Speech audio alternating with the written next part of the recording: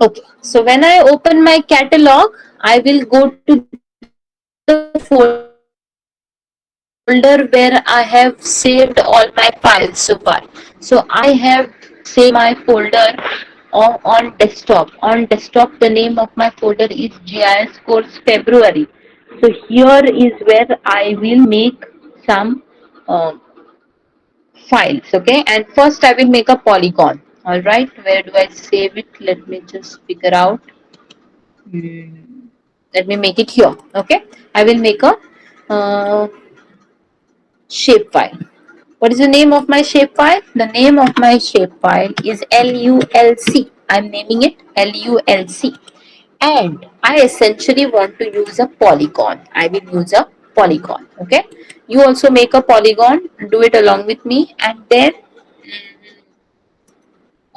do the other things, whatever that you want. Maybe you want to mark a road or anything like that. So when you take these coordinate system, you will have to take zone 43, but there is a way to find out which zone you fall in. For example, Somedip, I believe you are not falling in zone 43. So what we can do, we can simply type on Google. Let me just go to Google. On Google, we can type, my area is, let's say, Sundarban, right? Sundarban. Sundarban UTM zone. That's all that I type, and I will get the zone. That is UTM zone 46. Your UTM zone, Universal Transverse Multiplicator Scale. On this strip, you fall in 46 zone. If you want to see how it looks, the entire region looks, then I will show you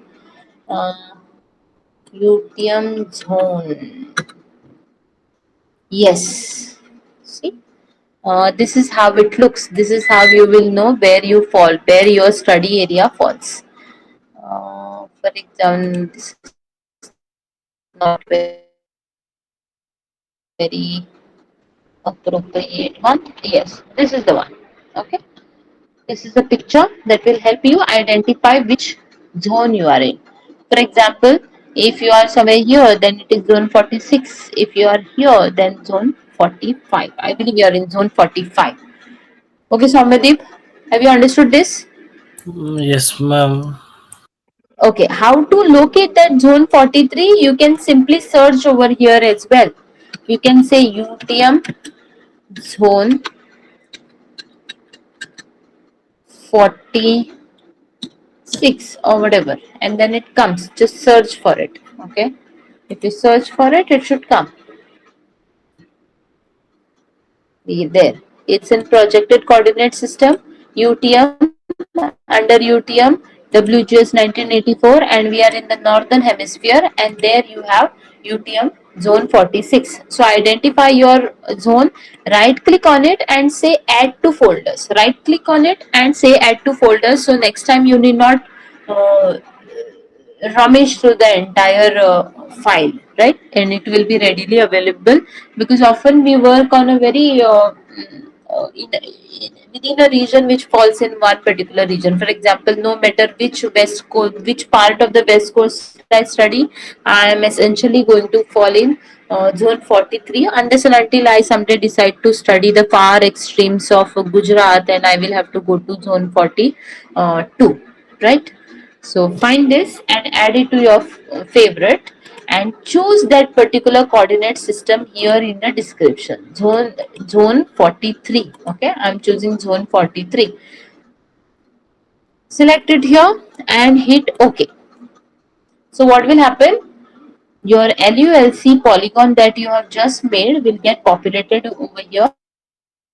I will save this particular um, file or the project. Okay, and now what do? Right click here and then edit feature and start editing, because I want to edit, I want to give different land use land cover types, isn't it? So I will now start editing. Once I start editing, continue, I will have to look out for this create features. You'll find this create feature even in this here you will see the last one, no? See the last column in editor. If you want to see where editor is and it is already not there, it might have opened up the moment you say start editing. But still, if you don't find it, you can click here in this blank space, such all the tools are opened, and you can identify editor and hit tick it such that it comes open, and then you can use this create feature. In my system it is just opening, in your system as well it should open. So now before I start editing, I will just change this LULC to hollow and I will hit OK. Okay. Now what I do, I go back to this create features where I will choose land use land cover. I will have to choose it such that it glows blue, and then I go to these polygons. You will see that most of my region. So let's say if I want to even mark this lake, no, put a boundary to this lake, it cannot, I cannot take a circle or a rectangle. A polygon is the best representation. So I take a polygon and I see that my cursor has turned into a plus sign. Anytime that you feel that you are lagging behind, you have to call out to me so that I stop and I start answering your query. Okay, so I see a plus sign and I have already marked these two lakes. What I will do is I will search for something else. Okay, we'll search for something else. Let me see if there's any pond here. Oh, there is none. There seems to be none. Okay, I can maybe mark this region. This seems to be like a polygon. I can start from here, and then what I am doing, I am marking the region's boundary. Okay, I am marking the region's boundary all the way until here. This is all construction, some sort of construction. Let me mark it. Let me take its boundaries. I am noting down all its boundaries, and then maybe it goes something like this, something like this. I can also use Control Z to go back. See, I'm pressing on Control Z so that I go back. I see some compound wall here, so I will take this as well into account, and I will mark the boundary and then double click and close it. The moment you double click and close it, your polygon has formed. Okay, polygon has formed. Now I will for now just save edits and stop editing. I have made only one polygon. You see, there it is. Let me just change its color so that it can be seen. Let me make it yellow and double. So I'm increasing its outline width, right? I have just clicked on that color.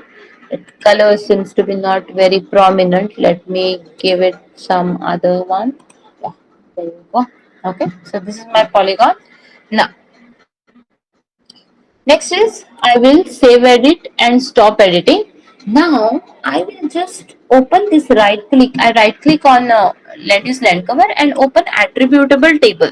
Okay, I have opened attributable table where I will go for adding a field. I will add a field. Okay, right click here on the table options and go to add field.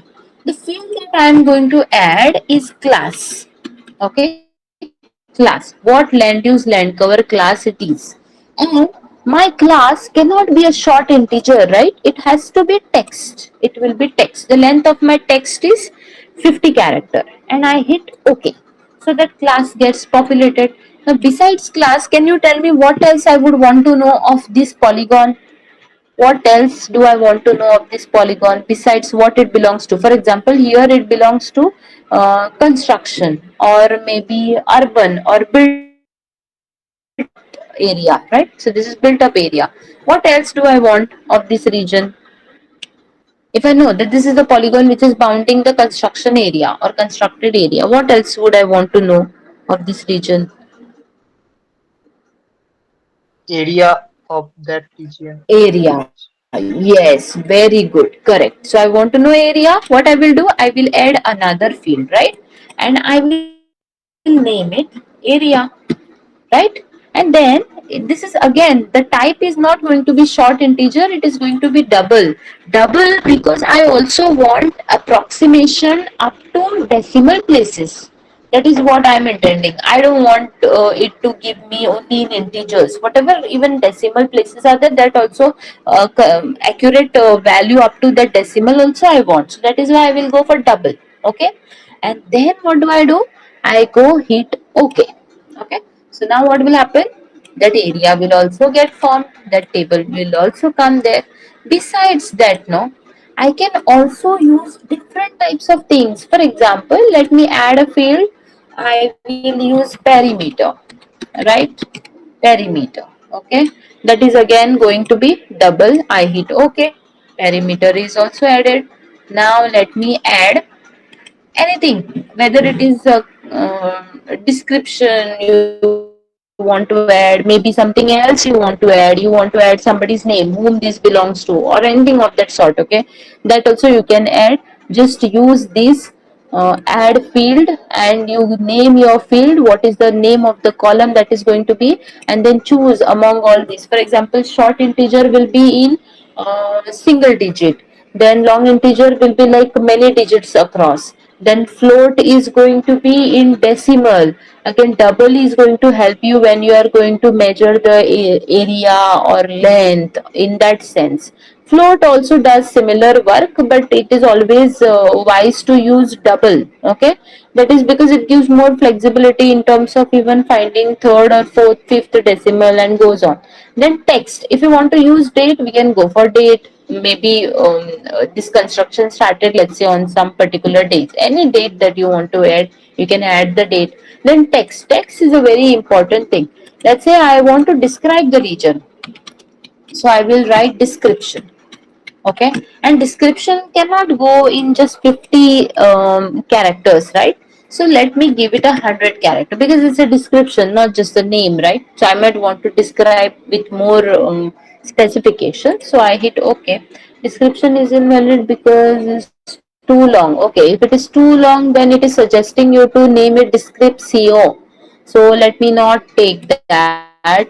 I will change the name to specification, and that should also be about hopefully oh, content. Let me call it content. Okay, I'm calling it content. I'm not giving any space. Okay, the space is not going to be taken over here. I hit OK. So it has that thing has also come here. Now what I'm going to do, 100 character long. Let me just minimize it. Okay, minimize that. I can also extend this table however I want. I can do that. Okay, I can also minimize it like this, however that I want. Now you see that the polygon has come there. Can you see that? If I click on this, if I select this polygon, then it gets illuminated. So if you are not able to see where the polygon is, let's say, you can just click on it such that it glows. Okay, now let me give it some class, but I won't be able to give it a class because I have so far not started editing it. So I have to stop editing so that I add all these columns. But then to enter some values in here, what I have to do, I have to right click and start editing. Once I start editing, then I will come to this class. Okay, what is a class? Let me call it built up land. Here it will take space. Okay, here it will take space. Area, I don't know what is the area, but ArcGIS will make one tool available for us. What is the tool? It is calculate geometry. So you go to that column. Okay, just go to that column, select it like this, just come here, you will see this black down pointed arrow. Once that appears there, click and then right click and then use field calculate geometry. Under geometry you will see area, but if you were to not use that UTM zone 83 and you were to use WGS 84, no, then you won't get all this. Okay, because UTM is essentially expressed in terms of meters, and that is what will enable us to identify what is the area, what is the length or what is the distance or anything. Okay, so area has already come there. It automatically detects that I am asking for area. Okay, now I want to choose, see the WGS UTM zone 43, it should be there. Okay, it should be selected. Then square meters, do I want it in square meters or do I want it in square kilometers or whichever hectares also you want, anything you can choose. But this seems to be a smaller region. I think a square meter scale will be in a better position to evaluate it. So I hit OK. Now what has happened, area has come. We should know that we have chosen it as square meter. All right, now let me go to perimeters. I go to perimeters. I say again calculate geometry, and this time I use perimeter. Right, I use perimeter, and I want the perimeter to be again in meters. So I choose meter and I hit OK. So perimeter has also come. Now let me give it some content or some specification. I want to call this particular built up land under construction. Okay, under construction. Now, this seems to be very vague, but let me tell you, you might be collecting so many field readings or field parameters, isn't it? Maybe temperature, maybe wind speed, it may be anything, and you can add it over here. What you can do, you can add it. But wind speed, how will the software know that what is the wind speed that you have calculated? In that case, like I have added this under construction, you will have to add it all by yourself. Okay, you can also prepare an Excel table and just bring it here, that can also happen. But this is the way that you will do it for now. Okay, now have you understood this? How many of you have made a polygon? I wonder how many of you are there today. Let me just drop a message. I wonder where they are. Ma'am, actually, I'm just listing, so I haven't done it still. Okay, okay,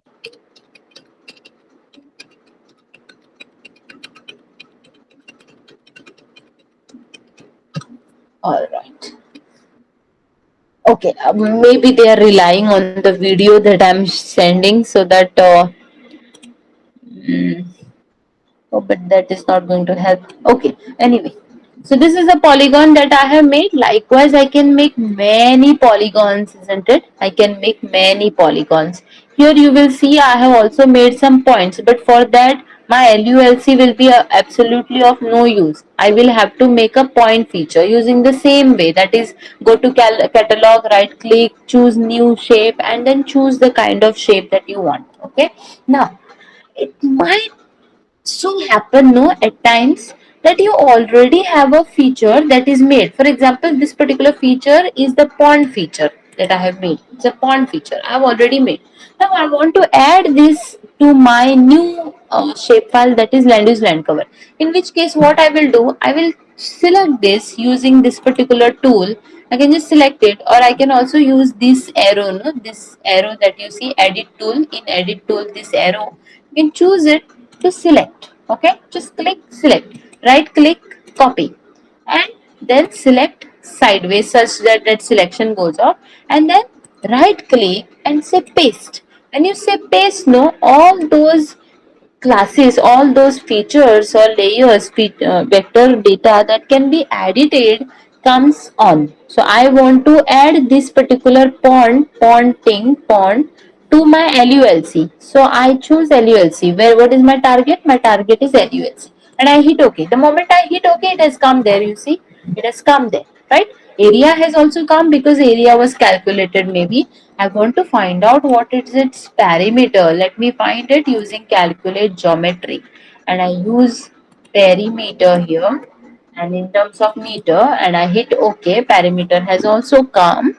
Likewise, I can select another, right click, copy, click away so that the selection is gone, right click again, paste, and then choose the target. Target is LULC. I hit OK, it has come there as well. Okay. Now again, let me just choose this. Let me calculate geometry, and I'm trying to calculate perimeter. Okay, perimeter has come. Good enough. Okay. Now, let me save this. Save edits. Okay. I'm not. Oh, what has happened? What has happened?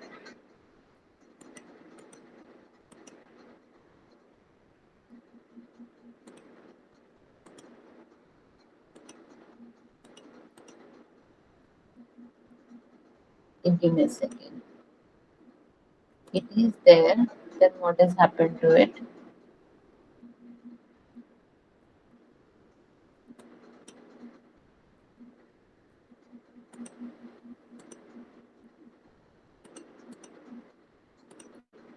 Save edit. Stop editing. Let me just close this. And then open. Yes, it is there. So at times it will blow your mind. So just save it. Make sure that you save it and then close it and yet again open it. Okay, that is what has happened with me. So here the class is water body, isn't it? This is a water body. I can also be more specific and call it a pond. Right now I'm not able to edit it because I have not started editing. So if I want to add some information here, I will have to right click and I will have to say edit because I'm editing the table basically, right? So I will do this. Let me call it pond. Okay, pond. This is also another pond, right? And then the content. Here the content is under construction, under construction. And then here the pond specification. Let's say I want to say that it is polluted, or maybe I want to give it the temperature of the water there, or the chemistry with what is the acidity of the water in there. That also I can add. In that case I will have to change the name of this, and then I will call it unpolluted. Okay, I'm giving it different things. Okay, random things. I don't know whether they are polluted, unpolluted, or anything. So I'm doing this. Whatever information that I want to extract, I'm extracting for it, because you see within this, no, if I consider the photograph, there are many information. For example, this seems to be some net, and the shadow can also be seen. This seems to be some compound wall, and then all these this seems to be some stairs. So many complications are there, but everything comes under one particular category, which is built up plan. So I have put it in a polygon to make it more simplified, and I am calling it built up plan. Okay, I'm giving some specifications as well of it. All right. So one, you have understood from across the polygons or across the files how you can save the same things. You can also drag it such that everything gets selected. That is also possible. Okay. Remember that you can just use this so that everything within that particular bounding box gets selected. All right. Now, the next task. You see, there are many tools here. For example, let's say right now I have not added this part, isn't it? But then I want to add this entire region to constructed, under construction or built up land. In that scenario, what I will do, I will just select this particular polygon. What is happening?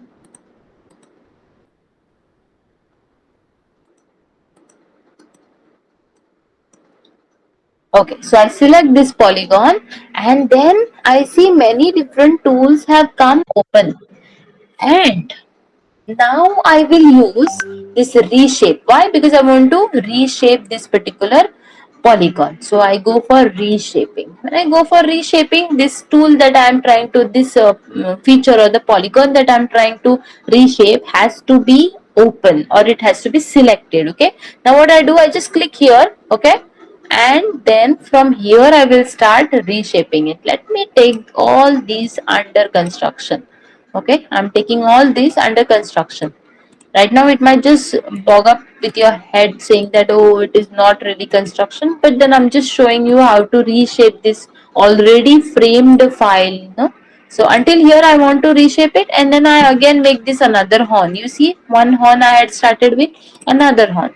Right, reshape task could not be compared geometries and all in the same special reference. Okay, what has happened? Save edits.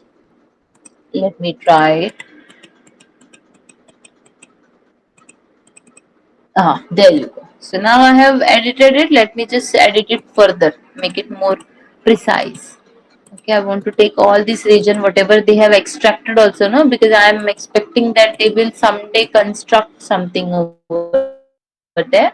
And with that regard, I am just putting everything into construction. Okay, the region that I am working in is somewhere in Mumbai. I don't know, somewhere in Virar, I believe. Okay, so this is what I have done. Next is I see some compound over here, but there seems to be nothing constructed besides this region. It seems to be like some other water body. Some little garden is also there, and all that. Mm, okay, all right, so this is a reshape tool. You also have edit vertices. Let me use this. So what I see that I have to select this particular feature that I am trying to edit vertices. Vertices means what? Each and every hinge that I have made to put this into a polygon. So I say edit vertices, and all the vertices can be seen. All the points on this polygon can be seen. Now I can press on Control D, such that you will see that arrow has turned into a white and with a negative sign. See, if I release it, then it just remains the white arrow. So I will click on this and then D. D means delete, and I can simply delete. Let's say if I want to delete this, so I bring this in my selection and then it is gone. I select away and you see the polygon shape has changed. Okay, so this is what is edit vertex. Now let me show you another one. Okay, let's say I want to make another polygon, and this time the polygon is that of what do I take, huh. The polygon is that of this particular region which is also built up. Okay, and I see that my boundary will be shared, isn't it? My boundary will be shared with this whatever polygon that I will make. My boundary will be shared with this lakes, but I don't want to enclose this region as well under my polygons, in which case what I will do, I can start along this polygon. Okay, I click on one side of this polygon. I'm using snapping tool. Again, if you want to know how to find snapping tool, you can right click over here and you will find that snapping. Everything is on. That means wherever I move along this boundary, I am directed to each of this vertex. Okay, so I click here and then I'm trying to create a new one, right? And I will see one more tool has come open or has started reflecting. Earlier only this reshape and edit vertex was there, and now I can see this trace. It's a wonderful tool, you know. I can come here and click on this such that I can go all around and trace this boundary, come back to the same shape, click there. Okay, and now again use this brazier or this straight segment, and now I am free to move all around and create my polygon. Okay, so I'm creating the polygon like this. I might get a little bored while I do this, but then when you do it, make sure that you have all your senses aligned with all the patience that you will require. Let me select until here. Let me make a polygon from here. This seems to be some lawn. I can take that lawn also in construction, but I'm just trying to cut slacks over here. So I select all that is constructed. Okay, all that region that is constructed seems to be almost a wall. Let me just take it so that I finish this quickly. Now again, is my boundary only shared with this particular with this lake? No, my boundary is also shared here. So I will have to take again this trace, right? And I start from here. I trace this boundary as well. I go all around and I come back to that because all my boundary is shared. And now I take this region. Oh, no, no, I have to use this straight line. Okay, and I take this, and then from here to here, and all the way until here. Okay, and then back to this. I want to snap this. Okay, let me just double click so that the polygon has formed. Okay, now let me just do some minor changes to this. I will reshape this. How do I reshape this? From here to here to here to here to here. Okay, I have reshaped it, and let me feel this also. How do I do that? Again, I can take reshape. Let me take this, connect it here, connect it here, connect it here, and there you go. My polygon is formed. Now you might be wondering, oh, I have ended up taking this thing also inside. Yes, I have done that. So I will have to again redo it. Let me take this to here. Then I'm tracing it all the way around until I come back over here and then go back to the same region and then yes, there you go. So what I have done, I have escaped from considering this particular region and this particular region. Okay, I'm not taking that particular region. It is only the constructed land that I have taken. So my boundaries are shared here also. If I want to make any changes, no, I can do that as well. How do I do it? I just take this. Oh, no, not this. I will have to take the reshape tool. I take this. Okay, I go here and then I go here. Reshape cannot be completed because I will have to go all the way around. That is the problem. Let me take edit vertices. I'm editing vertices. No, edit vertices is not going to help me. Hmm. Let me just do this, huh? Or I will mess it up. Okay, let me reshape it. Come here, come here. Trace, go all the way around until I reach here, and then back here. Yeah, there you go. So I have separated my both the lakes from this polygon. So you might feel that the entire polygon I have taken, but remember that there are these two holes in this polygon. Okay, there are these two holes in the polygon.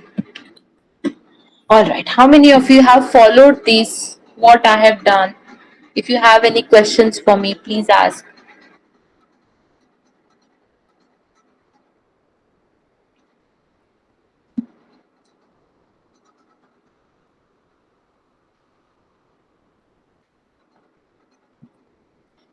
Which class to use? I am leaving it all up to you to decide which class to use.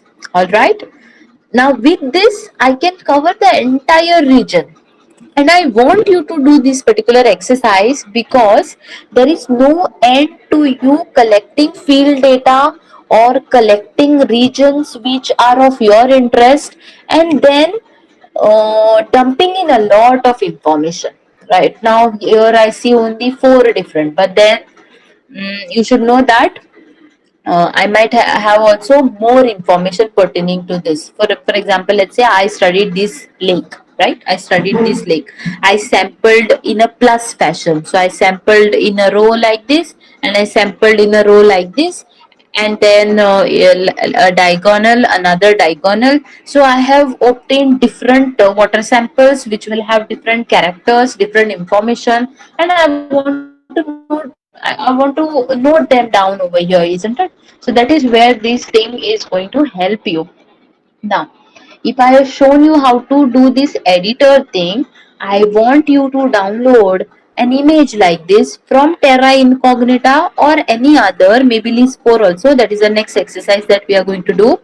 And then make polygons like this. It's a small region that I have taken. I want you to take a region like this and work on it. Now, this is about the polygons, right? But is that all that we have? No, we also have something called a road. We see a road over here. So I go here to the road, open this attributable table, and I see that the polyline I have already made. This is the road, and this is the length of it. Okay, this is the length of it. Earlier in polygon, this length option was not available. It was perimeter which was available, and I have used that perimeter. Here, when you make a line, then you will be able to determine what is the length of it. All right. I can also find out what is the length of this river. I can also find out what is the area that this river is covering, isn't it? When it comes to land use land cover, we often take river as a polygon. So it will look like a long ribbon which has an area, has a perimeter as well. And if you want to find out its length along the central axis, then that as well can be done. Okay. Now, I want you to think a little more. I have done this for one particular year. I can find another image of a different year, isn't it? And find out what is the length or the area of the river. I will be in a position to see whether the river has migrated its channel, isn't it? This is a typical example of all our Himalayan rivers, which are flooding up our Indo-Gangetic plains. And what is happening there? Every year after each flood, the river migrates. As the river migrates, it is very crucial information for us to know in past how this river has migrated, in present what is the behavior of it, and on based on the previous trends of the river's migration, what will be the future trend as well, right? I hope I'm making sense to you. If I'm making sense to you, please drop me a Y. I'm almost feeling like I'm talking to thin air because most of you have relied on me, because I have said that I will give you the recorded videos, right? But make sure that you follow the classes as well. That is important, in fact, because if you have any question, you will have to. Yes, Rushikesh, Vichar. No, ma'am, no any question. Oh, okay, But all right. ma'am, my question is different. But if I want to study a forest cover change in a selected area, so how it how I can do this? Yes, forest cover, how the forest cover has changed. This seems to be very small, but for the next class that you are coming and meeting me on Wednesday, that day we are going to learn all that monitoring thing. Because if you look at the course syllabus, no, the last week, that is, I believe, 22nd onwards, we are dealing with something called environmental monitoring. Okay, in that we Okay. will be taking up some case studies, and I am of the strong belief that you also have to have your own research problem. For example, now you have said one thing, no, I want to know how the forest cover has changed through time. So this seems to be a very nice project. Okay, Okay. and if you're following, no, you will be able to understand how to do it on a larger scale. But now if I tell you for the entire forest, maybe an entire national park or a wildlife sanctuary, if you want to do, then putting polygons is really time consuming. There are other ways also to do it, and those we are going to take up on the coming Wednesday. Okay, wherein some environmental parameters we are going to extract. You can use NDVI for that. Okay, NDVI, just to give you a hint, of that what we are going to do. NDVI you can find out for each different year, and then relate the area. All right. Now, um, you can also make these points also. Here I have made of buildings. So you see these points, those are all buildings. I was just randomly doing it. If you want to count something, some points, then you can use this. All right. Now coming back to what we were supposed to do here. All right. So I hope you have already made an account on Bhunidi, right? Bhunidi. If you have made an account on Bhunidi, please log in on this Bhunidi portal. Okay, I will show you how to download a high resolution data which is authentic, because let me also give you one more small information. This Terra Incognita data, there is no authenticity to it. It is very high resolution data, no doubt, but if we want to put it in some report or put it in some article, manuscript, then it won't be accepted. This Terra Incognita data has a lot of error. Around 300-meter error is there, because of which we won't use. Generally, all Google satellite imageries that are freely available, they have inbuilt error in it. It is in security point of view, and that is why we are not going to use it.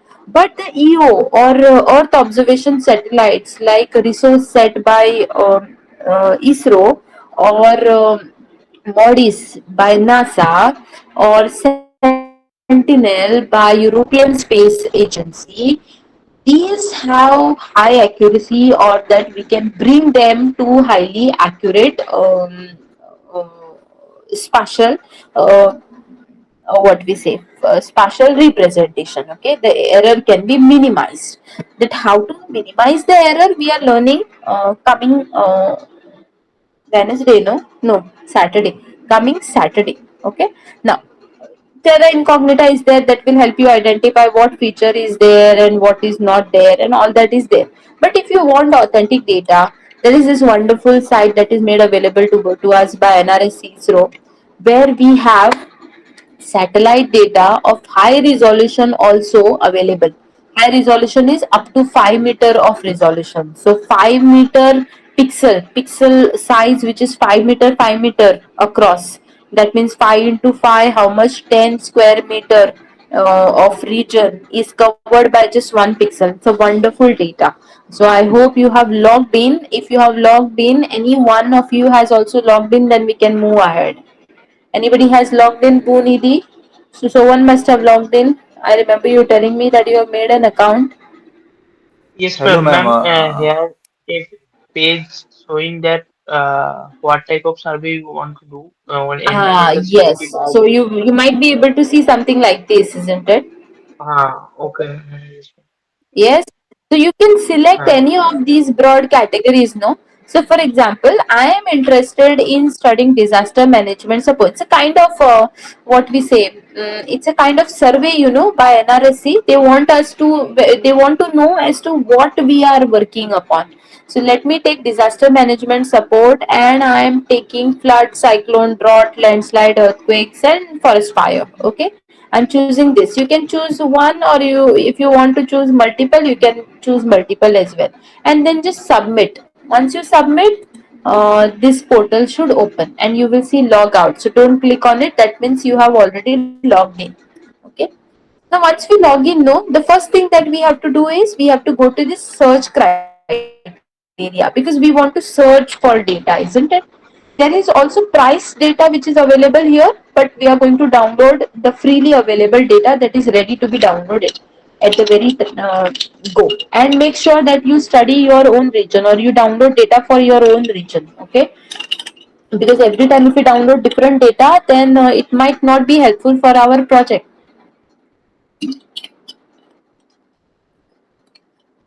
How many of you have already decided which area you are going to work upon? Would you want to tell me which area you have selected? Like maybe drop a Y for yes, I have selected the region, and then drop the name of the region that you are going to study. If you want to keep it as a surprise for me until the very last day, go ahead, just drop me a Y. Okay? How many of you have decided which region you are going to work upon? For example, me. I have decided that I am going to work on this Mumbai outskirt region, suburban region of Mumbai. Ma'am, what type of study we do? They are little geological study That or will be environmental study? what kind of study we will do is all up to us. Let's say if Rishikesh wants to study forest cover, how it change, wonderful. Let him use all these techniques to apply for his study area. Let's say let's say if Soumyadeep wants to study how the Gangetic River or the distributaries are shifting, then he can use that. You might definitely have a completely different objective in mind, but keep a small and a very simple objective, because you see, right now you are just learning the techniques, because of which you using those techniques is more important than taking up a complex project. Okay, so don't take up a very complex project, take up a very ideal and a very simple one, so that you will be able to follow it up. For example, what I am doing is I am trying to study to what extent the land cover has changed in outskirt regions of Mumbai, Vasai Virar, that region. Okay, so that is what I am doing while I am taking up this particular course. Okay, so you have to decide which what is your study area and what is the problem that you are addressing, whether you are studying change or whether you are studying status of a particular environment, or whether you are trying to study maybe what is that called what is the English word? Assessing the vulnerability, to what extent a particular region is vulnerable.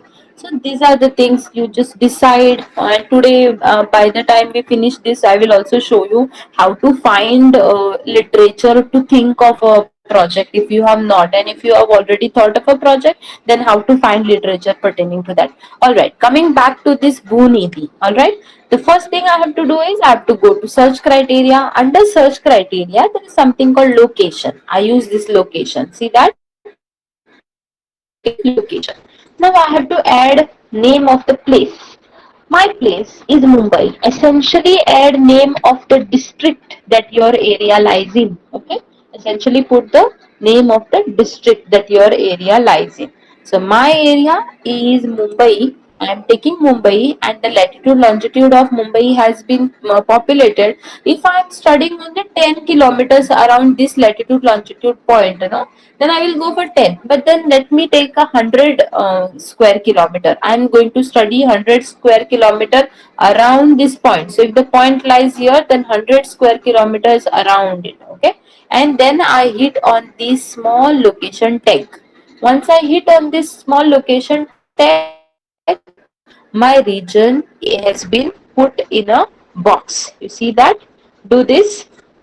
My region of my interest has been put in a box. I can also use this polygons. You see, I can also use this polygon. Okay, I can also use a shapefile that I already have, or existing shapefiles. Let's say I want to use Mumbai. Okay, Mumbai, it is there. See, suburb. Yes, Mumbai suburban, maybe somewhere here towards the north, and I hit this, and there you go. It will come. This is the Mumbai suburban area, and this is urban. Oh my god, I never knew this. I am hardly new to Mumbai also. Huh? So I have selected. This is the region for which I want my data to be for. Now I will go select the date range. I want a very recent image. So let me start from 1st of January 2025 this year and until today. Okay, until today. Okay, the kind of data that I want, you see there are filters here, much like how we have on Mintra or Flipkart, like that. No, we have filters here. Do you want open data, that is without any money, or price data? I want open data. Whatever is open, I want to look out for that. Resolution, I want to use highest resolution, which is 5 meter to 25 meter. If you want 25 to 100 meter, that also you can choose. Also, it could depend upon which sensor you are using, which sensor you are using or which satellite you are using, where these sensors are basically cameras which can sense different parts of the electromagnetic spectrum, and they are mounted on satellite. So satellite is like a vehicle, no, like a car within which these sensors are sitting.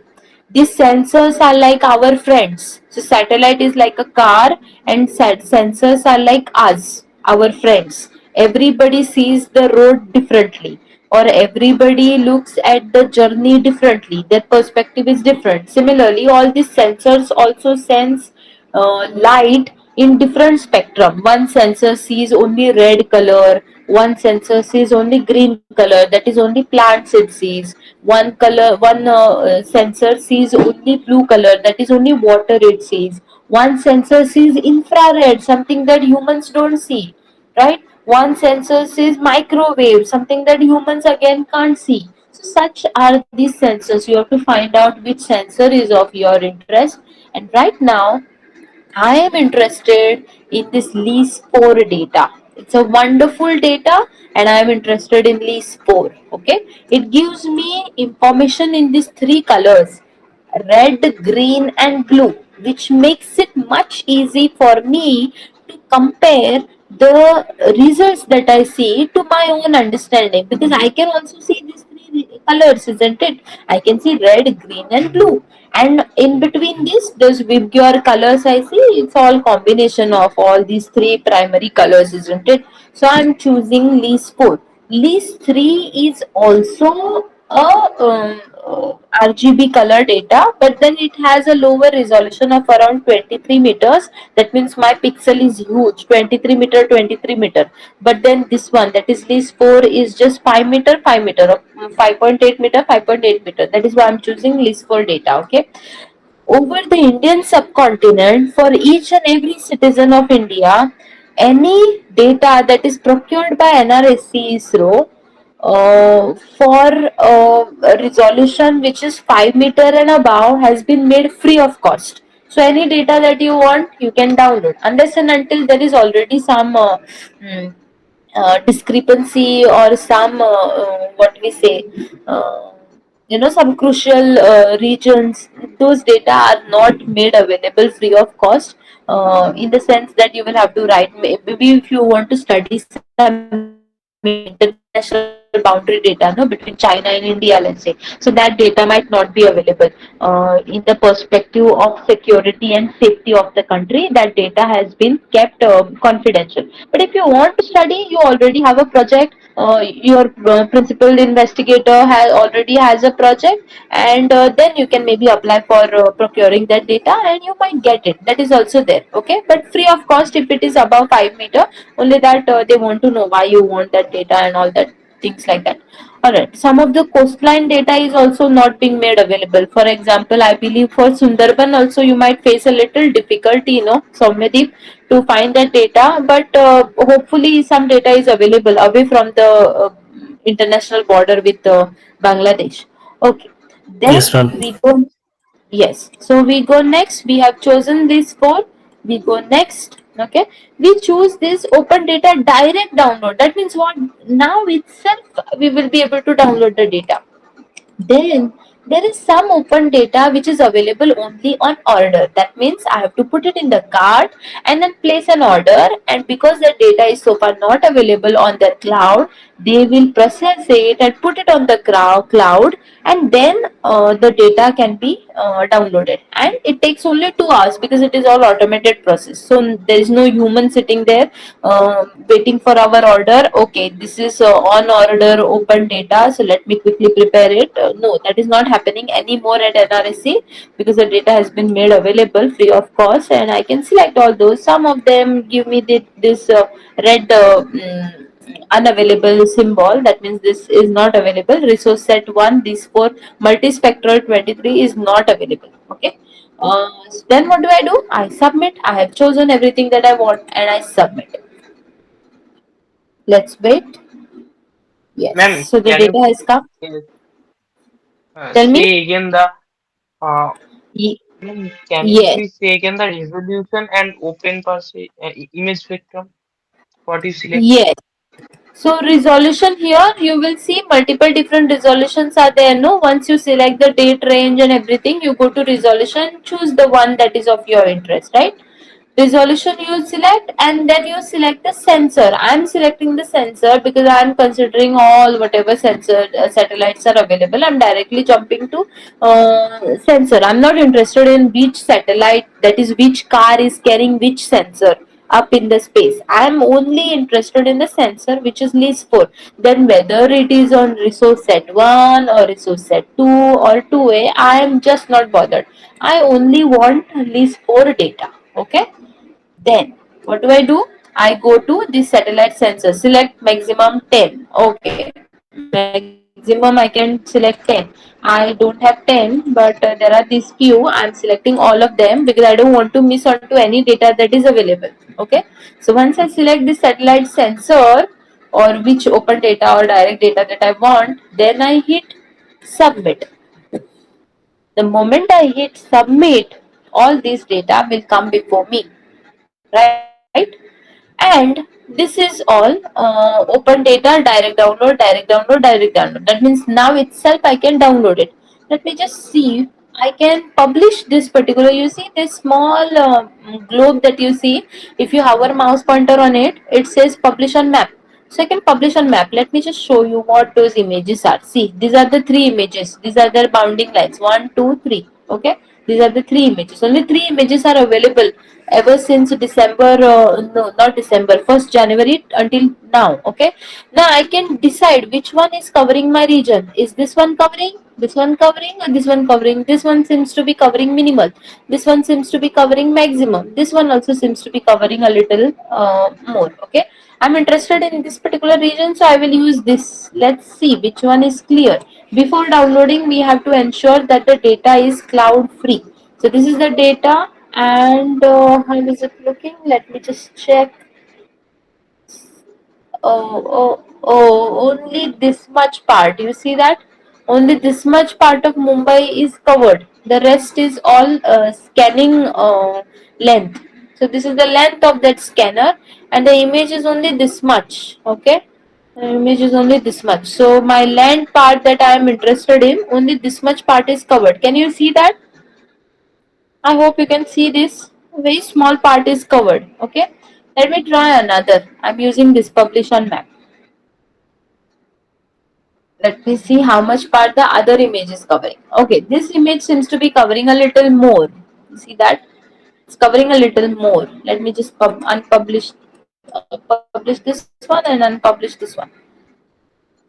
See, this is covering a little more, but again, it is away from the region that I was interested in. The region that I was interested in somewhere here. Okay, so this is the image, and then again, one more is there. Let me try that one as well. Oh, this image is covering all my data, which is wonderful.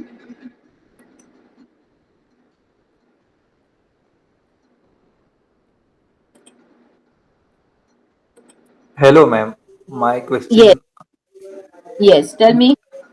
ma'am, we can select the our region from polygon also. Yes, we can select. In fact, we can also use our own polygon. No, see, our own shape file we can use. User shape file. You will have to upload it. If you say user shape file, then select it. Go to that shape file that you have made, and the shape file. How to make it?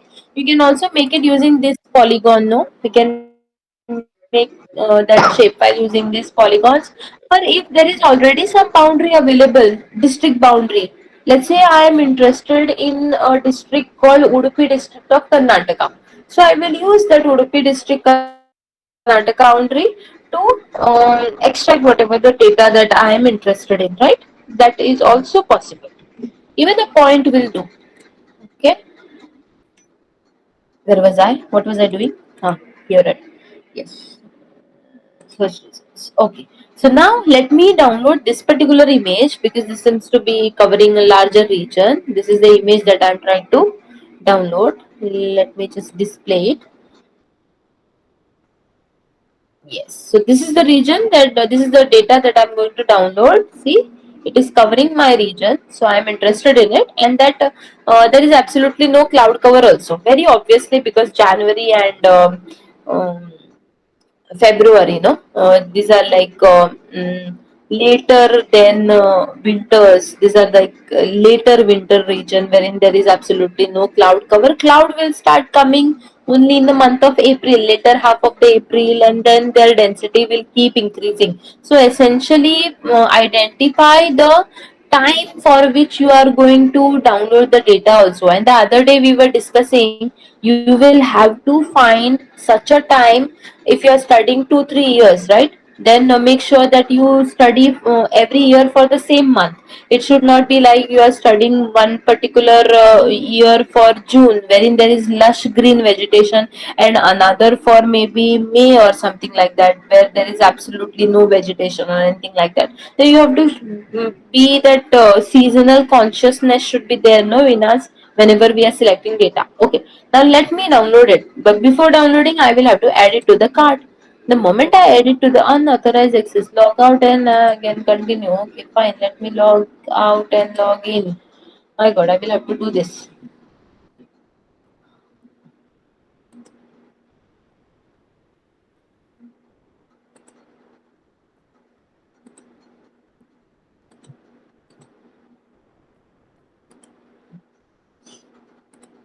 Okay.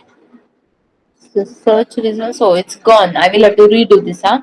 Location. Location is Mumbai.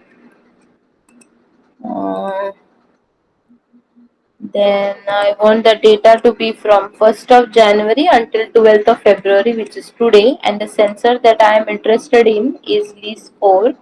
Resolution also you can choose, but then I have already chosen the sensor, and the sensor has the same resolution. So I will choose all this. I will choose all this. Choose yes. Whatever data is available, I want it all. All I would at least want to see all of it. The next, these three images that I was looking at, and I am trying to download this particular data. Hopefully, yes, there you go. This is the data that I'm trying to download. So what do? I say add to cart. Okay, it will be added to the cart. See, I get a message saying they added to open data cart. Then I go to card. My data is open data. This is where my data is populated. If sometimes it may so happen no that you placed an order or you had added this data to your card on, let's say, 1st of February. So you have to choose that 1st of February, okay? And then you say get data. Only then you will get it. That happens. So today we are downloading at the very time, and make sure that you download within 14 days, or otherwise that card just goes empty. It is not like Flipkart who will keep that in our cart, okay? So it goes off. So what I'm doing, I'm adding this and I'm confirming the card. I have to first confirm the card. So success. I have confirmed the card. Now the data can be uh, if any product are tagged as delayed download, the download icon in red. So here now you see that the download icon is in green, that means it is readily available. But if it is on order, that means you have to place an order first and then it will come, then this download option will come in red. Then also you click on this button and only then the order will be placed. So now I can directly download it. Let me click on download, wait until it starts saving it, and I'm not going to save it here or there. I'm going to save it in my GIS course February, this particular data, right? So I download it. Do you want to replace it? Do I have the same data? I have downloaded it already. Yes, I have already downloaded it. See, it's asking me to replace it. So I will say no, I don't want to replace it. Simply I won't download it. Okay, so you go ahead, download this particular data, and it has downloaded as a zip file. So I will have to extract it, isn't it? So I open it, I say yes, and then I extract and I hit OK. So let it extract. Once it extracts, it will form this um, folder. Okay, how many of you have downloaded the data? Come and drop me a Y if you have if you have successfully placed an order for this list for data. Ma'am, there is a server error occur when I am logging in it Bhuvanati Yes. portal. Yes. Okay. All right. Okay. So place an order and then download it. It will download as a zip file. Now by now we all know how to unzip a file. We have unzipped it. We will close this, and this is the data. Let me go back to my vector. Let me add a layer, add data, and this time again I'm going to go to my folder where this is the file. See this data reads as R2, that means it is resource set 2 satellite.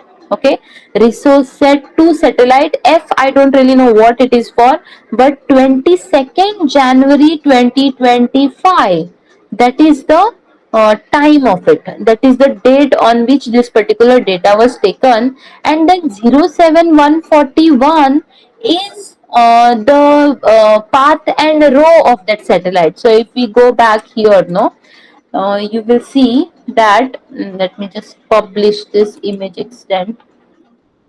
uh, Let me go to search results and just display this image.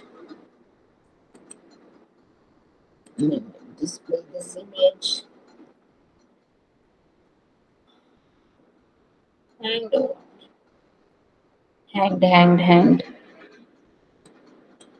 hanged. Okay, now see that the image comes as a strip. You see, the satellite was going in this direction. when it took the photograph. So this is its path and each photograph that it takes. So this is one photograph and then it moved a little ahead, clicked another picture, you see. So these are rows. This is one row, that is row number 94, I believe. No, wait, give me a second. Uh, 71. This is row number 71. You will see here 071412. 412 is its path. Okay, path. This is path. And then row is 1071. Okay. Uh, oh, that's a different one. L2, L2 is 4, 3rd Feb, 22nd Jan. Okay, now it has changed. Okay, alright. So this is how we will download it, and now let's go ahead for opening it. This is the folder where it is again, and then band 2, 3, 4. I am adding them.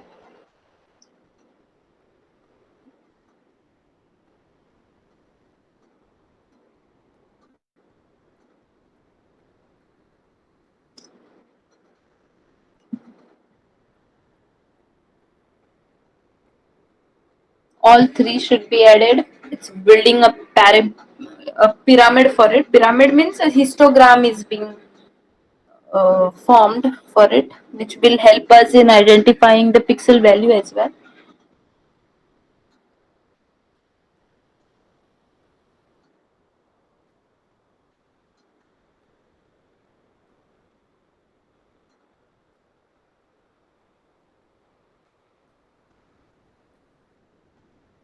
Alright, there you go. All the imageries must come. Yeah, there they are. My study area is a little far. It's in more outskirts. Okay, anyway. So this is the data. So we have band 2, band 3, band 4. Band 1 is a panchromatic band which has a higher resolution of around 4.8 or something. But pen data you must have seen here, no? That itself is its band 1. So if you go back here, under sensor you will see something called panchromatic band, PAN. That panchromatic band is its band 1, but here in list 4 that pen data is not downloading. Okay, that is very particular to list 4. So if you want to know such specifications about each sensor, you can just slightly read about them, no? And then because there are many different types of sensors, I don't know which one you will end up using. You might some of you might use MODI, some of you might use VIRS. So there are n number of satellites available and many of them are free of cost. The data is free of cost. Now what next? These are different bands. Let us go for making a composite out of it. So for that we go to Spatial Analyst tool. Under Spatial Analyst tool we go to raster. No, not under Spatial Analyst, under Data Management Tools. Under Data Management Tools, we go to raster. Under raster, we go to raster processing. Under raster processing, we go to composite bands. The same way that we had made a composite earlier of Landsat, no? Similarly, we are going to do it here for these. So what do? I drag these and add it here. Good enough. It will take a little longer. All the bands have come here. Band 2, 3, 4. That stake has to be maintained. And now I save these in the same folder. But I don't go in here. Okay. I come a little out. And here I will, because I want to maintain my raw data. I don't want to disturb it. Or I don't want to populate more things over there. Let me add it here. I will call it composite. Okay. COMP. And I will give it the date. It is 22nd January 2025. That is the date. And then .tif, which is an extension is, it's a tagged image format file, so I always give that. It's better that you give it, or otherwise at times the machine goes mad and it just thinks that you are trying to save a JPEG image or maybe a bitmap image, and that is not true. So I hit OK and let it build that composite. See, at times it may so happen, no, that I won't record. So right now it is getting recorded, but what if there is no voice to it? I don't know what these others are doing. Let me just drop a message to them.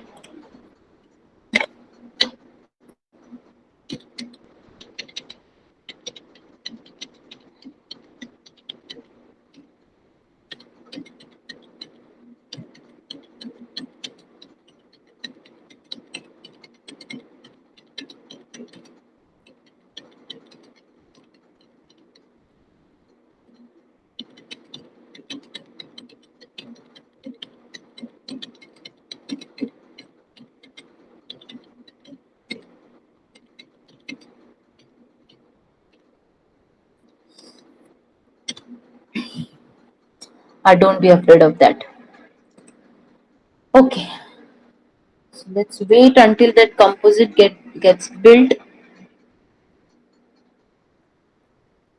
Once that composite gets built, we will zoom onto it and we will see what is the resolution, and then we will do something that will help us decide our small project. Okay, you will see many different things here.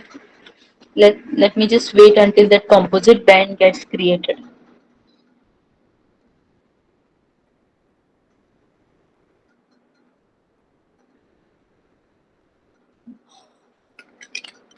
Okay, there you go. We'll close this. The composite band has been created, and this is essentially a false color composite. Okay, it's a false color composite. If you want to assign green color to the vegetation, do this 3, 2, and 1. Okay, oh, not 3, 2, 1. It will be 2, 3, 1 maybe. Let me just do that. 2, 3, 1. No, 2, 1, 3 maybe. 3 maybe. No, 2, 3, 1. You can also Google, okay? You may also Google as to for list 4 what is Ma'am, the 543, I guess. 5. No, because this is a different sensor, no? This is a different sensor, Okay. not 543, because here we don't have band 5, right? We have only 2, 3, 4. If you want to find out what is a band, we can simply do this. What we will do, we'll go here and find out least 4. Least 4 means linear image scanning sensor. It's a linear image scanning sensor. These 4 bands. These 4 bands. Okay. These 4 bands are what? They are green. Green is band 2, red is band 3, and near infrared. We don't have a blue band. It is a near infrared band, which is B4, which is great. Okay. Green, red, and blue. I will just call this blue. Don't get. Oh, I forgot. Green, red, blue. Green, red, blue. A. Green is 2. Band 2 is green. Okay, band 2 is green. Green band green color दिवपाचो. That means green band has to be given green color. Red band is band 3. Red band is band 3. And then band 1 is blue. Okay. No, band 1 4. Band 4. Oh, okay. Here then again that band 1 always will start. So my band 1 will be essentially band 2. Band 2 will be band 3. Band 3. Let me just write this down. Don't worry. Don't worry. You will figure this out. It is only that when we create these bands, no, here when we make a composite, irrespective of this is band 2, it will be called band 1 over here. Irrespective of whether this is band 3, it will be called band 2 over here. And irrespective of whether this is band 4, it will be called band 3 over here. Okay. So what is the composition that I need to give? Green will be band 1. Green will be band 1. So this will be band 1. Then red band will be band 3, that is their band 2. Band 2 will be red. Band 2 will be red. 2, 1, and then blue will be 3. Okay, it's just not giving me that True color composite. It's essentially because of this NIR. Okay, it's because of that NIR. All right. You see, in deeper ocean, it will turn blue. But here it is not turning blue because there's a lot of fertilizer off the coast of Mumbai. So if I'm saying that there's a lot of fertilizer off the coast of Mumbai, why it is seen green? Can somebody tell me what I'm saying? I'm saying that this is a true color composite that I'm trying to make, but still my forest has not turned green. It is still blue, and my ocean has turned green. Oh, there's a lot of fertilizer in this water. Can anybody tell me why there's a lot of fertilizer off the coast of Mumbai?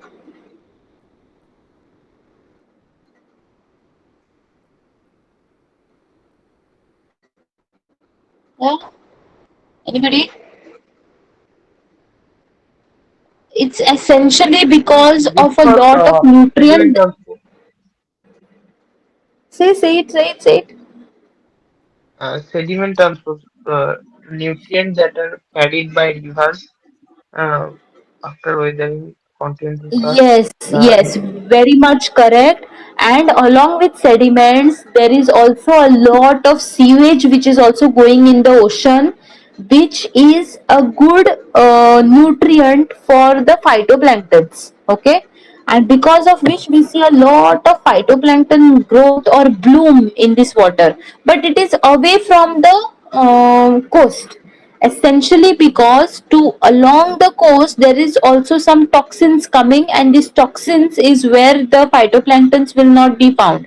So this small drainage that you see, a small plume of this black debris is getting into the ocean, right? These are essentially toxins, maybe chemicals or something like that, where no organic activity will be happening. Okay, you see that almost Ma'am, but everywhere. the blue part, which is essentially should be the forests, I guess, that turns to Yes, blue. Why, ma'am? it The zooplankton is itself green, but the forest itself blue. Why, ma'am? yes. Now the answer to this lies in the density. The density of chlorophyll in water is way lesser as compared to on this vegetation, right? Now this blue color is the one that is taking it over. The near infrared region always reflects wonderfully in vegetation. Let me show you a spectral reflectance curve that will make the picture more clear. Spectral reflectance curve. Okay. Which one should I open? This is much better. Okay. Let me open this. Open image in new tab. Now, so we can see only this Vibgyor color, no, which is ranging from around 0.4 to around 0.73 or something like that, right? So until there itself we can see only this region we see, right? But we don't see beyond that. That is near infrared. We don't see after red, Vibgyor. Only those colors we see after red. That is infrared. If we go out in sun, then it warms our skin, isn't it? So it is essentially because of this infrared radiation or thermal infrared radiation. Our Vibgyor colors, that is what we see in white light when it disperses, maybe in some Deva. Maybe in some rainbow you must have seen. Those are the only seven colors that humans see. But is that it? No. We have microwave, we have radio wave. Now, when you look at this green color, no green curve, which represents vegetation. Here, this peak is in green.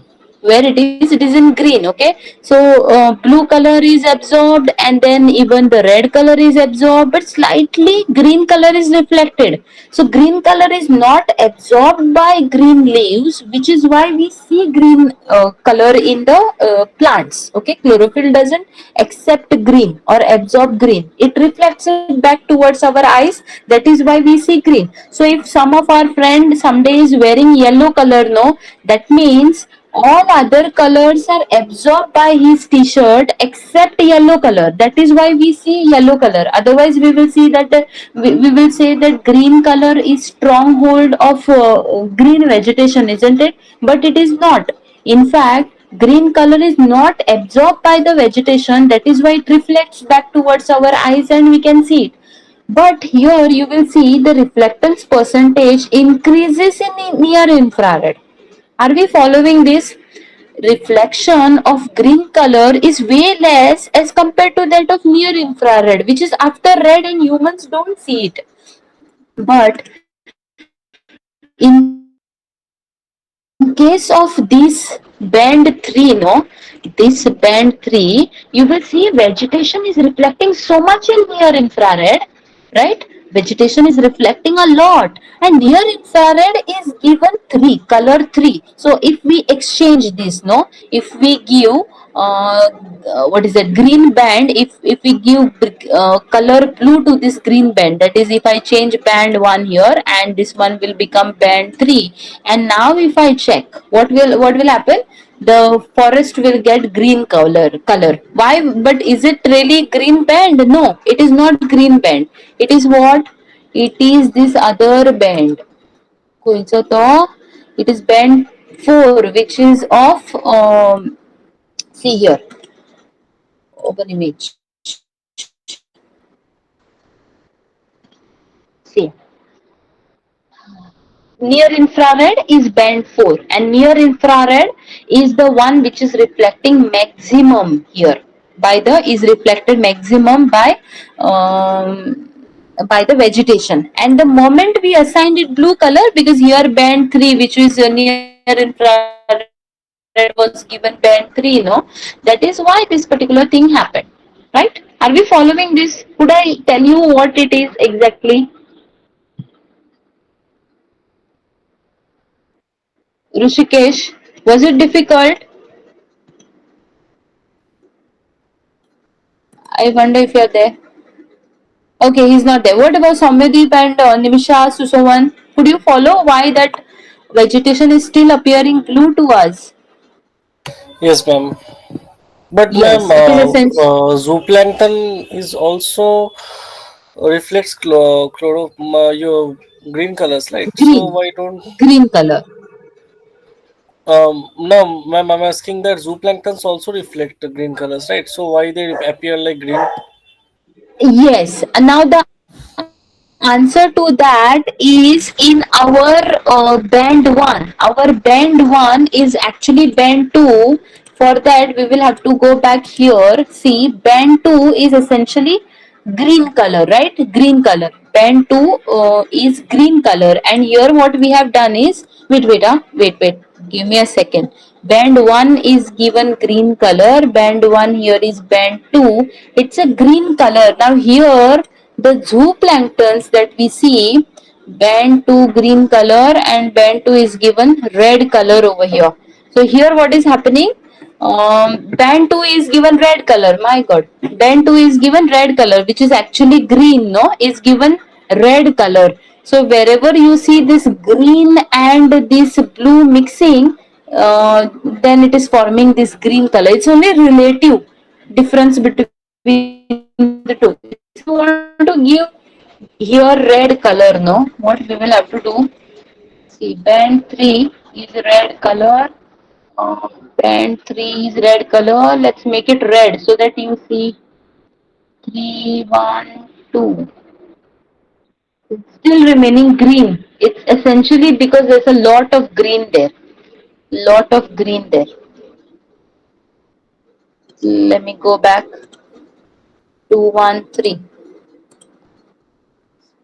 Okay, so I'm calling this true color because the green chlorophyll over here is reflecting higher in this green band. However, the forest over here is reflecting well in near infrared. Okay, I hope I'm able to convince you, because here the density is very less, more of water is present.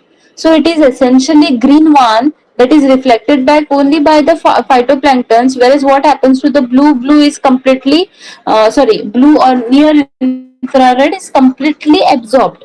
I can go back to this. See, this is near infrared band 4.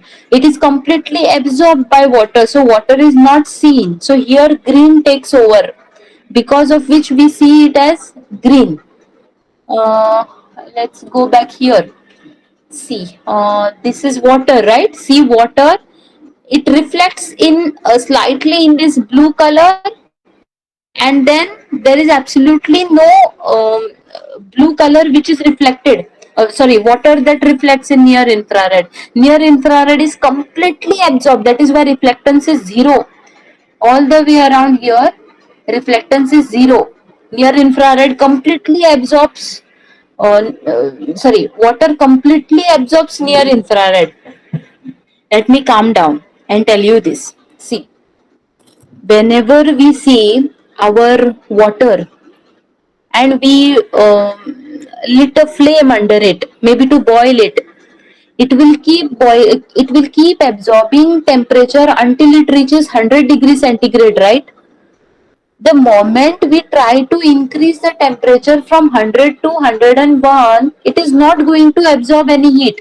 Whatever more heat that we supply to it, it will be used in changing the state of water from liquid to vapor, which means that we cannot increase the temperature of water above 100 degrees centigrade. But when we look at the solar energy, this Vibgyor color is not carrying any heat. Or in our electromagnetic spectrum, EMR, EMR spectrum,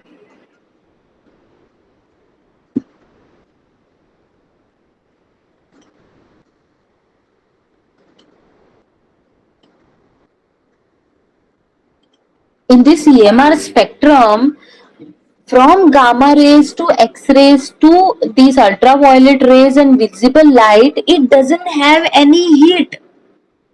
All the heat that we feel when we go out in sun is coming from infrared, radar, microwave. These are the ones which are providing heat, and the heat that they provide is never sufficient to boil our water. So if our ocean was to reach 100 degrees centigrade, only then and only then it will reflect in thermal infrared or near infrared or microwave region.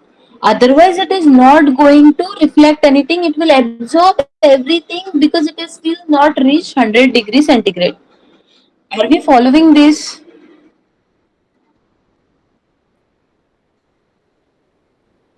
Yes, ma'am. Oh God, it is difficult. Seems difficult. See, all the near infrared is absorbed because our oceans have not reached 100 degrees centigrade. If and only if water temperature of our oceans or water bodies was to reach 100 degrees centigrade, only then it won't accept any more heat or this near infrared and thermal infrared and the microwaves. It will then start reflecting them back because it has already reached its boiling point. Okay, that is the point with our water bodies, which is why we see that everything after this red, that is infrared, near infrared, everything is absorbed. Zero reflectance. Look at this blue color. It is having slight reflectance here in blue or in red, but then onwards there is absolutely no reflectance. Whereas in case of soil, we see that the reflectance keeps increasing. That is why we see more of red color being reflected by soil. No matter what kind of soil it is going to reflect more in red. Vibgyor, V comes first, blue color comes first, and R comes last. Okay, now, all right, that was too much of theory. I wonder whether you have followed it or not. Anyhow, if you have not followed it, just watch the video yet again, and I will also send you some material to read about it. This is the reason why. Now, see, this band 4 is near infrared. Water is not seen. My sensor, which can only see near infrared, is not getting any near infrared reflected back from the ocean. Everything is absorbed. That is why this sensor is blind to to water. Water it just cannot see. That is why it is dark. Whereas vegetation, you will see brightest colors because almost everything is reflected back. Okay, and this then in between we have all this soil is there and rest everything is there. Okay. Now coming back to this composite that we have made, we will zoom on, zoom in, zoom in, zoom in. The resolution is not as great as that of Terra Incognita, but still I can count each and every building, right? I can count each and every building. I can also see the road network. I can see the road network. I can also see this vegetation which is reflecting and is on the borders or the banks of this creek, and is definitely mangrove. When it is coastal vegetation along the river banks, it is mangrove. If I go towards the Western Ghat region, this is what I see. Okay, this is our vegetation. This is barren land, barren land. Come back here. You see this shape? It cannot be natural. This shape is anthropogenic, or the shape is given by humans. Maybe this part of the region is getting cleared, maybe for settlement or some other purpose. Okay, we also see these lakes, smaller lakes. See, smaller lakes. These are again buildings and everything that we see. This is an authentic data that you can use for your publications or for your maps or for any report that you want to.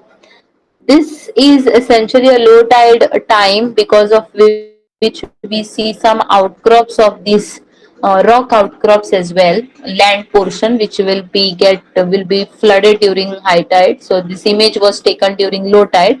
That is why you see the banks of these rivers are also drier. If it was high tide, then everything will be flooded in that sense. Okay, so there are many things that you can find out from these imageries. All right, so this is one. Now since it is 8, let me just save this first, and let me move on to this one wonderful site that everybody must be knowing about, which is Google Scholar.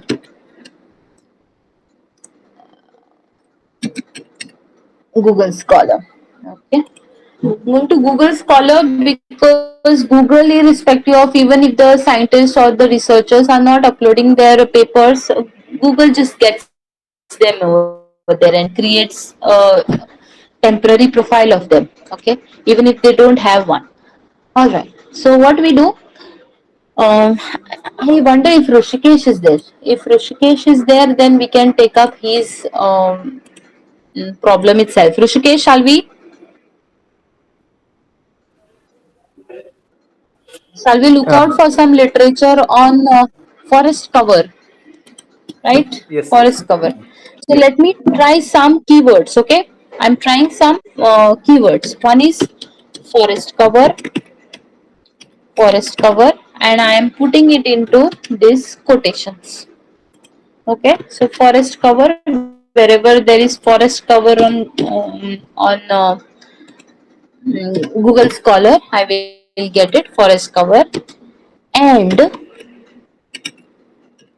change, change again, and so I'm trying Boolean combinations. Okay, I'm trying Boolean combination. I'll tell you what these are. These are forest cover, change, and I want to use GIS for doing this. Okay, this and tells the search engine that I want to find one such paper or one such article which has all these three names in it, or all these three keywords in it. Okay, I can also use or.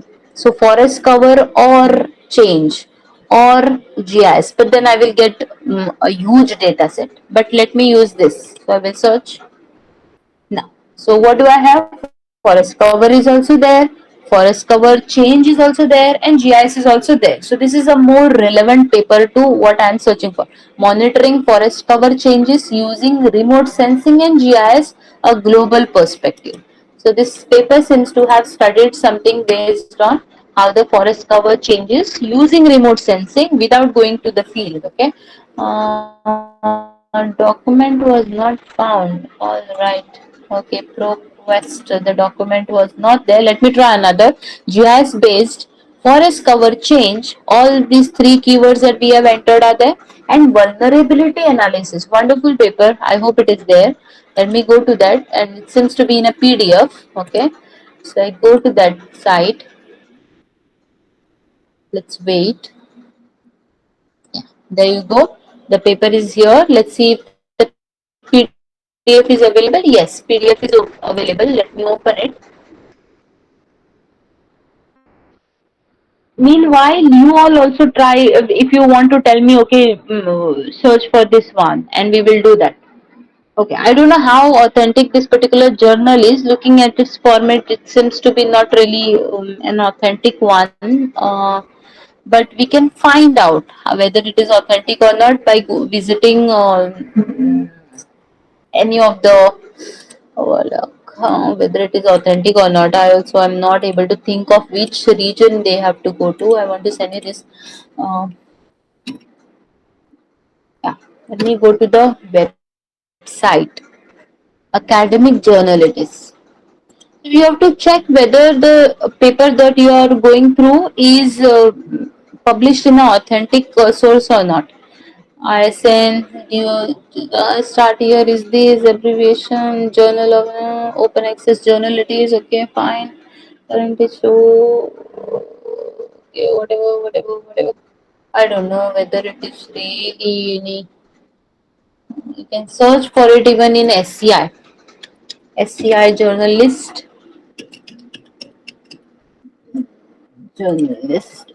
journalist, Web of Science Master Journalist, okay. Let me check here, Web of Science. I hope you have done something like this. Okay. I just hope. Let me search for this journal. Okay. I'm searching.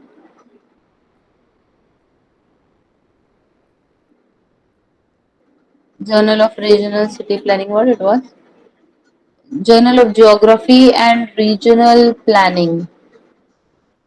Is it there?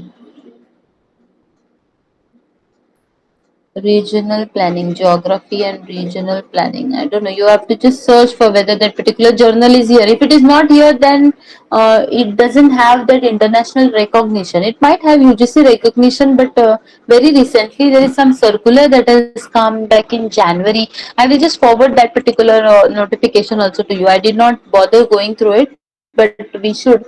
Okay, coming back. Let's think that this is a journal. They might have published something in a predatory journal also, but then maybe something that they have done can give us good motivation. Okay, so these people, what they are doing, this study investigates a pattern of land use change, the reasons for those changes, and the vulnerability of forests in Nandi North Forest Zone in Kenya between the years 1986 to 1995 and 1995 to 2006.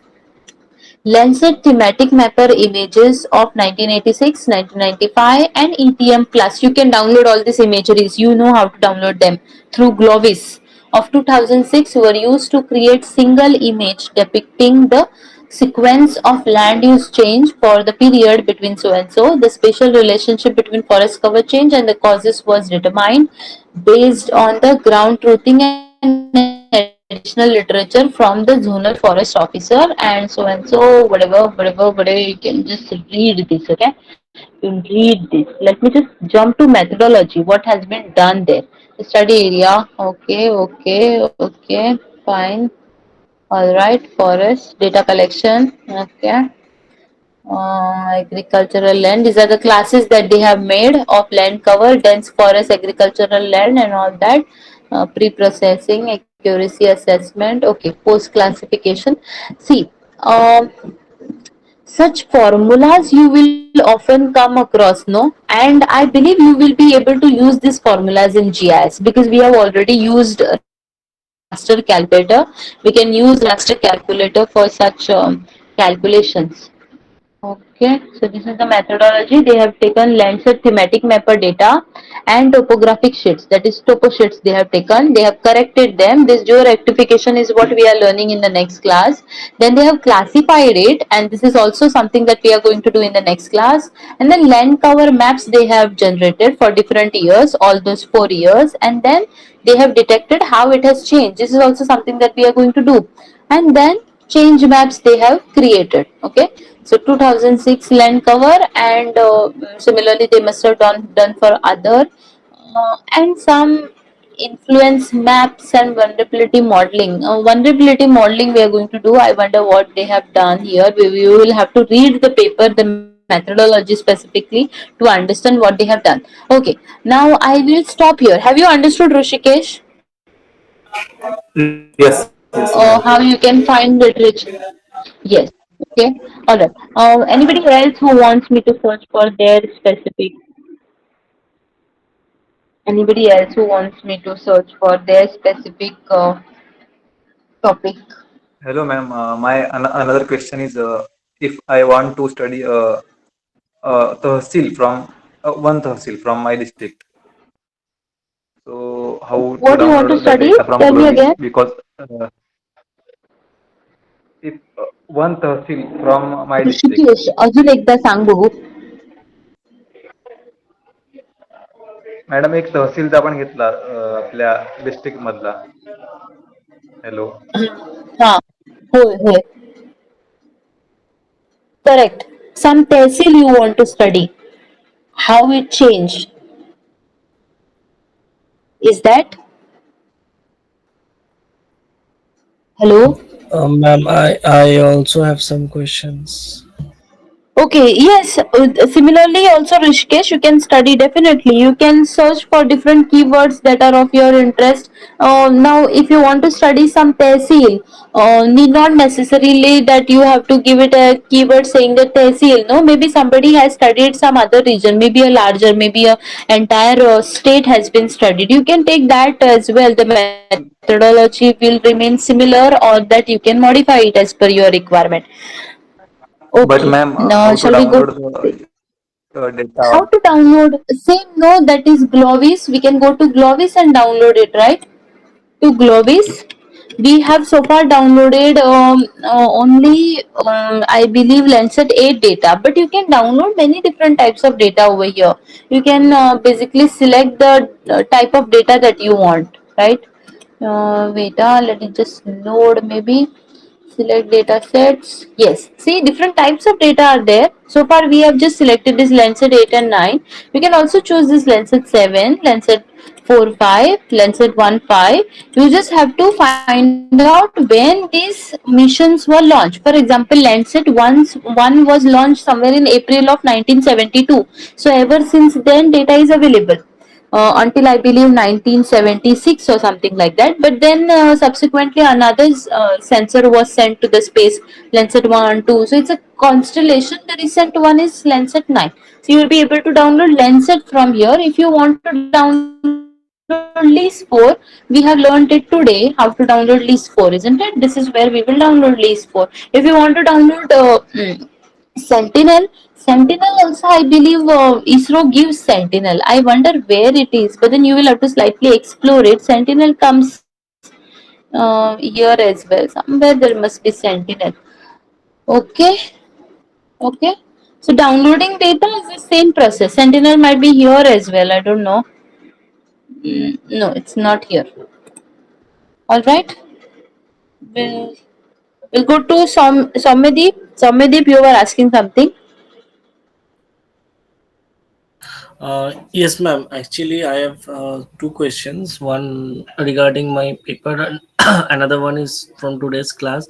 From today's class, I just want to know, ma'am. You just have shown that from map, how can I just derive some particular spot and make a polygon or determine the length or something types of. So suppose if I'm in field and in a dense forest, I just have the particular latitude and longitude in that particular field, and I don't know that where I am in the Yes, map. correct. So what I have Very to do? good question. Very good question. Very good question. Let me show you. So let me save editing. Okay, stop editing. You see, I have already made some building points here, isn't it? That I have just come here and dropped the point. But then what if I have a specific latitude, longitude in my head, or that I have collected from field? What I will do, I will use this building. Okay, start editing. Yes, continue. Go to create feature. This is where building comes. So I take this, I take the point, I come here. But I don't know where my point is. I only know the latitude, longitude, right? So something that is already identified. For example, this houses, I can go and mark them. But then what if I have latitude, longitude? In that situation, rather than clicking left button on my mouse and pointing it out like how I do here, let's say this is a building, I just mark it. What I have to do now is I have to right click. The moment I give a right click, I get something called absolute XY, right? Choose this absolute XY. This is in degree decimal. That means minute and second has been put into this decimal. And this 72 minute and so many, 72 degrees and so many minutes and seconds or whatever. Okay. I see a small inverted triangle there. If I go there, I can change it to degree minute second. I can also change it to degree decimal minute. I can also change it to degree decimal. I can also change it to maybe UTM. They usually our Atrex doesn't give that. That Garmin device doesn't give this. Okay, I mean the UTM latitude longitude they don't give it. They give us I think only in terms of degree minutes seconds I believe. So you can Yes, ma'am. take Yes, ma'am. these. Yes, ma'am. Yes, so we can take this or we can use some online tool. No, if you feel that degree decimal seems better, okay, that is something that I want to use. Just convert your degree minute second from some online tool. Just go over Google and find out. No, there is some Excel sheets. I can do that. Excel. Yes, Excel sheets. Yes, correct. Very good. And then you add this and just enter. Once you add it, no, just enter. Once you enter, that point will come. See that? That point has come. Great. Okay. So when we Okay. right Okay. click, no, something will already be there, but that is not your reading. So you have to just delete those things. So, just delete those things, right? Delete those things and add your specific values, and then press on enter, and it will be done. Okay. All right. How many of you have benefited from this question which Somadeep has asked? If you were to just watch video and then it would have been difficult, no?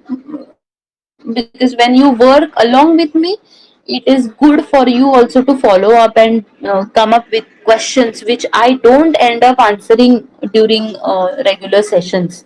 So during these regular sessions, you can ask me questions. That flexibility you get, or otherwise you will keep pinging me on my WhatsApp. No, every day I'm receiving messages from you, this, that, this, that. Now, if you don't go through the video to the class while I am taking it live class, then again that will be a havoc for me. Anyway, you are few in Uh, numbers, so I'm enjoying the process. Ma'am, I just have two more questions. Ma'am, Yes, tell me. while being in field, I usually use Garmin's or my phone. There is an app called Geo Okay. Tracker. So by this app, I can just get the exact coordinates, or I just when I start some line transacts or both transact, I just start a point, and from that I just can get the starting point and ending point, and from that I just have saved that in mobile, right? So when I if I want Okay. that data, I just take this kml file or kmz file. So is there any way that I just do it in mobile, and then Yes. I just extract the data to some Yes, Bunidi or yes. Yes, yes, correct. That is also possible. So next time that you attend a class, Somadeep, everybody of us, if you have a list of points or list of transacts that you have already made a table, no, maybe in Excel, right? So make a table in Excel and then keep it ready so that we will import everything at one go. So we need not do this, no. right clicking, adding our absolute value for one point. What you do, make a table where you will have all your points and give some name to that particular table. For example, let's say I have this Excel sheet. That is what I was telling you, know, that when you collect any water sample, or let's say soil sample, any kind of sample, it has many different parameters that you have studied, maybe EH, pH, BOD, these, that, what temperature, these, that, everything is there, correct? Now, so all that data, will you have to make all these add field, give it a name and then type in? No, it can be made faster. How? You can just make a table like this. This is your sample name. You often collect sample and give it some name, isn't it? Like the first sample that you collected in so and so region, or whatever, there's very specific UID or unique identification number that you give it, sample. And then write latitude, okay, then longitude, and let's say this is a water sample, okay. So temperature, no, type of sample, let's say type type of sample, and then temperature, then what else, pH, okay, then salinity, maybe different types of hardnesses, and whatever that you want, and then everything. Just add it here, latitude, longitude, make a elaborate table like this, okay, and then keep it ready so that next time we will directly import everything. Okay, right now let's not do something only for the sake of doing. We will make a table like this and we will import. Okay, you can also Okay, randomly ma'am. make some points. Okay, Okay, great. ma'am. Okay, I other just have question? one last question. Yes, ma'am. Yes, tell me. Ma'am, by this process, can I, ma'am? I just have told you that what, which subject I'm just studying and on which project I'm now working. So, the river bed, uh, the river sediment has changed its base. So, how can I determine that how it changes by the year through the data's? Is it possible, ma'am? Okay, that is a question that will be answered from 22nd of February. You will be Okay, ma'am. able to create those concentration maps, and that is basically about monitoring and spatial analysis, no? That we No, will be ma'am. I'm doing. just starting. I'm just starting this from 2025, right? So Okay. if I want to determine that how is the riverbed or the So, soil has changes, oh, so I have to see that the past few at least 10 or 15 years. So yes, and is it for possible that that, how can that? uh, no, not through remote sensing, because all the solar radiation doesn't reach our river beds, no. So in that case, you will have to find some secondary data which maybe is made available by somebody. They have studied it and they can give you the data.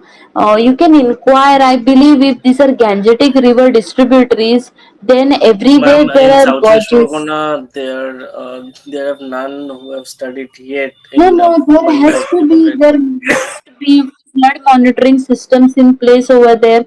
I mean, belonging to south of India, I cannot believe that Gangetic river systems are not gauged. They must be gauged, right? Okay, ma'am. They Okay, ma'am. I must will be check gauged. it. I will check. There is a PPT on my LinkedIn, which is this PPT. I often open this PPT. This is the PPT which must be there on my LinkedIn. Okay, that was some course that was held in December, and the PPT came out to my satisfaction, and the PPT is available on my LinkedIn. Just go through that, where you will find from where to download in situ data, right? This in situ data Okay. can be downloaded from the system. So you might be interested in this in India Water Resources Information System. You might find that gorge information over there. Okay. Anybody else? Anybody else? Any questions for me? Any questions for me?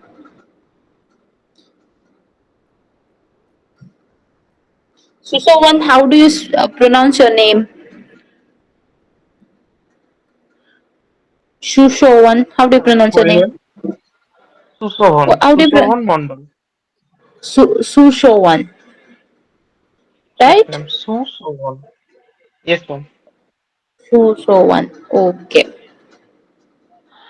All right.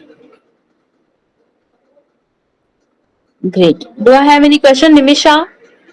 Are you Are here? you here? You No, have any ma'am. You have question any for question me? for me? No questions, ma'am.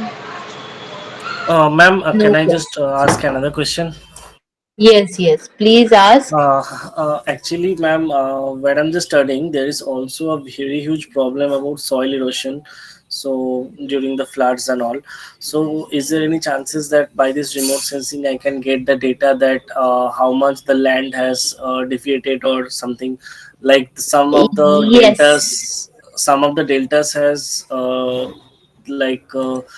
have their area have been half in these 5 years. Like there's a island called Henry Island, Lothian Island. Hmm. The area was 5 years Huh. ago like 150 kilometer square, suppose. So now it's been like 45 Yes. square kilometer. So how by the year this process or this land erosion takes took place. So if I want to determine that, Yes. so what I have to do?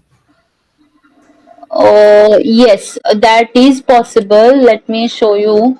I will just give you some idea because right now I have not taught you that technique and it will be taken up only in the coming classes. No, but I will give you some idea so that you can be assured that not to worry, you will be able to do it. It is something that is doable.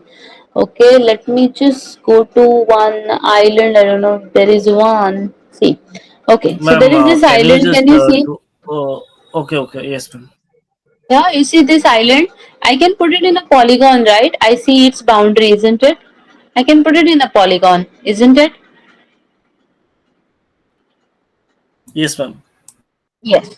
So this is for year 2025, right? I can similarly download another image for the same region but another period. Let's say I want to study in 2005 how this island was. So I can then download that particular data, make a polygon of that as well, and then compare the area, isn't it? Where it got eroded, where it got deposited. Absolutely, ma'am. Yes, ma'am. Yes. Okay. So the same task we are doing if we are trying to understand the change. The same task we do for 2 different years and then compare how it has changed. For example, maybe this lake, how it changed in past. It might be covering this entire region and now it has remained only this much. So it is all temporal analysis that we do. Okay, change detection is a temporal analysis. Any other question? No, ma'am, not yet for now. Okay, all right. So if you get any question, you can just drop me your query. And if you drop it in the group that we have made, the others will also benefit from it. But then if you feel that you want to drop me a message, you can just go ahead and drop me a message. And now we will disperse, right? We will disperse.